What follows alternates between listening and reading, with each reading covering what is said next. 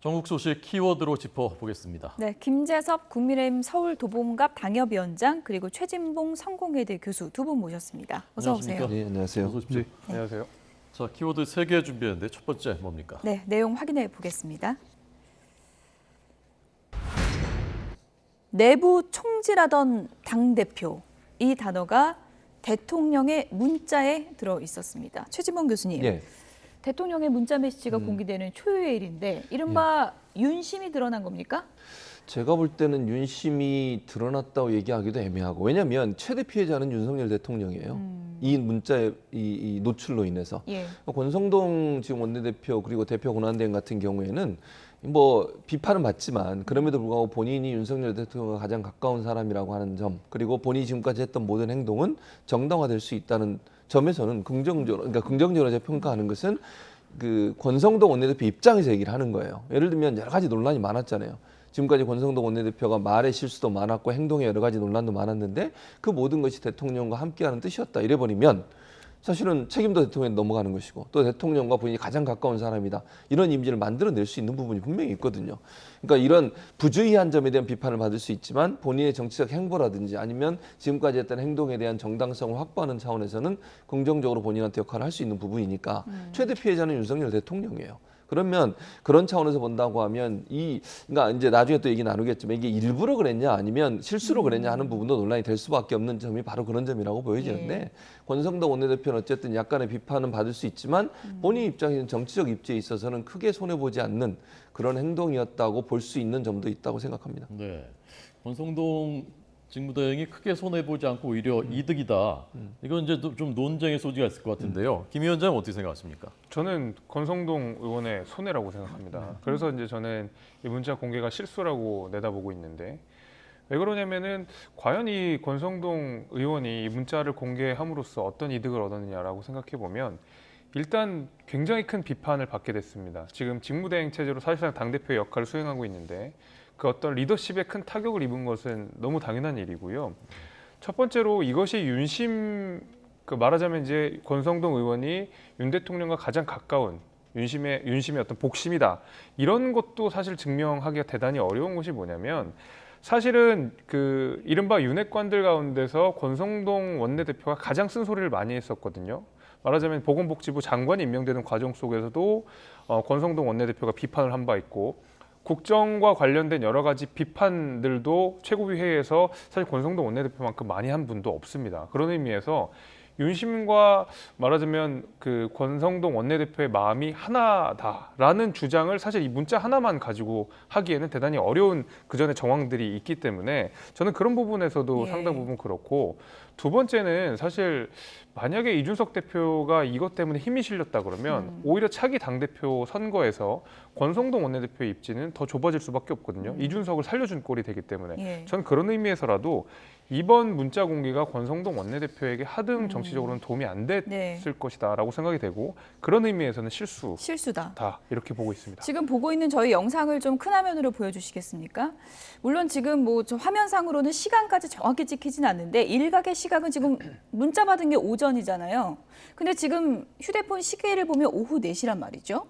오전에 받은 문자를 오후 4시에 국회 카메라가 뒤에 있는 걸 다 아는데 열었다.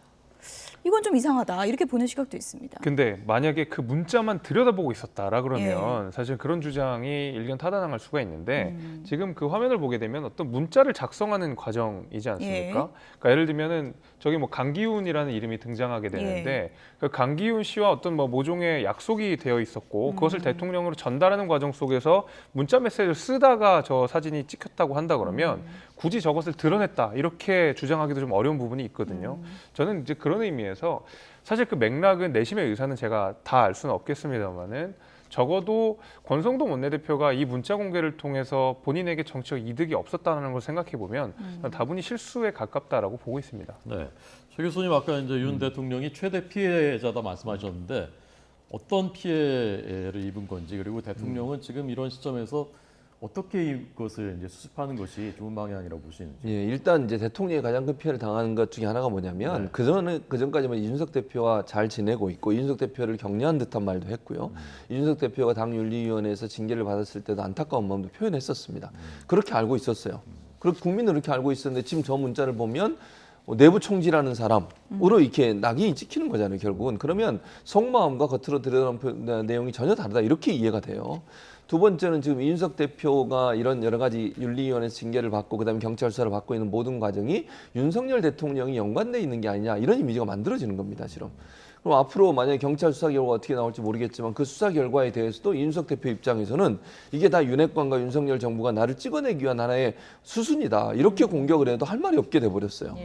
그러니까 저 문자 하나가 결국은 대통령이 윤석열 대표를 어떻게 보고 있는지, 그리고 대선 과정이나 지금까지 윤석열 대표에 대해서 얼마나 그 마음속에 안 좋은 마음을 갖고 있으면 저런 표현을 썼을까, 이런 얘기까지 나오게 되는 거잖아요. 그러면 대통령의 겉과 속이 다른 모습이 드러난 것도 그렇고, 또 대통령이 아무리 사적인 대화의 텔레그램 방이라 하더라도 어떻게 저런 표현을 쓸까 하는 부분은 대통령에 대한 어떤 이미지도 나빠지는 부분도 분명히 있는 것이고요.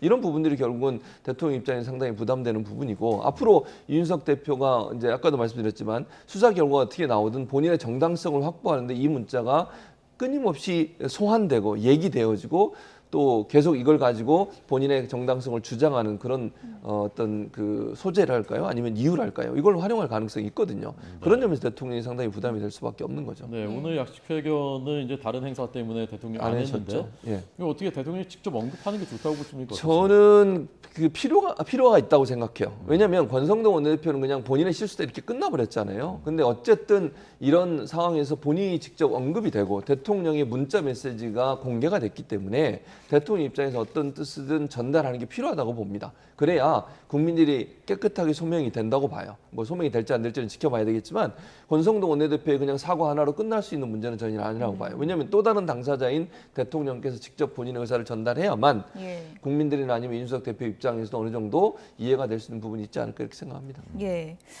저 문자 공개되고 파장이 커진 다음에 기자들이 제일 먼저 들어간 거는 이준석 대표 SNS입니다. 어떤 입장을 밝힐 것인가 이거였는데 50분 후에 하나 올라왔는데 나는 울릉도다, 할 일이 많다, 이런 내용이었다 그래요? 그러니까 굉장히 원론적인 이야기를 하는 것이죠. 사실 이준석 대표가 여기에 대해서 입장을 표명하는 것도 굉장히 이상합니다. 그래서 뭐 그럴 줄 알았다라고 얘기할 수 있는 것도 아니고, 아니다, 그런 것이 아니다라고 얘기하는 것도 사실 모르는 것이고, 권성동 원내대표와 그다음에 대통령 사이에 어떤 대화가 주고받았는지를 전체적인 맥락 자체를 모르는 상황이기 때문에, 그리고 이준석 대표가 자신의 어떤 지금 징계와 수사 결과에 대해서 이렇다 할 그 논평을 하는 것 자체가 어떤 수사 결과라든지 아니면 징계 처분에 영향을 줄 수 있기 때문에, 그리고 정치적 파장이 그것으로 바로 일어나기 때문에 말을 아낀 것이라고 저는 생각이 됩니다.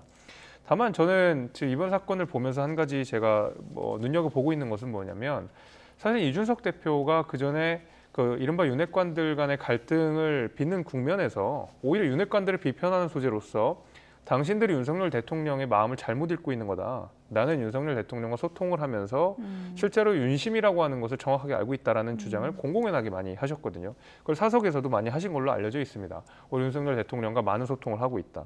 그러면 사실은 이런 문자가 나오게 된 경위 자체는 어떤 맥락인지 모르겠습니다만은 적어도 대통령과 이준석 대표 간의 신뢰관계가 있었던 것은 사실인 것 같거든요. 그래서 그 신뢰관계가 저는 지금 이번 사건이 있다 하더라도 어떤 뭐 변곡점이 있었는지 그거 제가 알 수 없습니다만은, 그렇다 할지라도 그 둘 간의 신뢰관계가 있었던 것은 분명하다. 이런 말씀은 같이 제가 드리겠습니다. 우리 그 위원장님은 2030 세대시지 않습니까? 그래서 예. 국민의힘 내부에 2030 세대 정치인들이 많은데 또 일반 2030 세대들도요. 이 사건을 보는 이 상황을 보는 뭐 정서 또 분위기 반응 이런 건 좀 어떤지 궁금합니다. 뭐 좋지 않죠. 사실은 이준석 대표가 징계를 받는 과정에서도 사실은 2030 세대가 납득하기 어려운 부분들이 좀 많이 있었거든요. 그러니까 예를 들면 윤리위 징계를 통해서 선거를 뭐 2차례, 3차례 승리를 이끌었던 당대표를 말하자면 어떤 정당한 탄핵 절차 없이 실제로 그냥 탄핵에 준하는 처분을 할 수 있느냐라는 비판들이 있었거든요. 그 절차적 정당성이라는 말을 우리가 두 글자라면 공정이라고 하는 것이고, 2030 세대에게 공정이라고 하는 키워드가 굉장히 예민하고 아주 중요하게 다가가는 것이라고 한다 그러면 이준석 대표의 징계 절차에 대해서 2030 세대들이 좀 다소 납득하기 어려운 부분들이 분명히 있을 겁니다. 저는 이제 여기서부터 시작이 된 것이고, 저는 아직까지 그렇게 예단하기 좀 어렵지만 여기에 이준석 대표 징계에 관련해서 말하자면 어떤 권력 싸움이라든지 암투라든지 이런 것이 있다 그러면 아무래도 2030 세대가 국민의힘을 바라볼 때 다소 훨씬 더 비판적인 태도로 바라볼 수밖에 없다라고 생각이 됩니다. 예.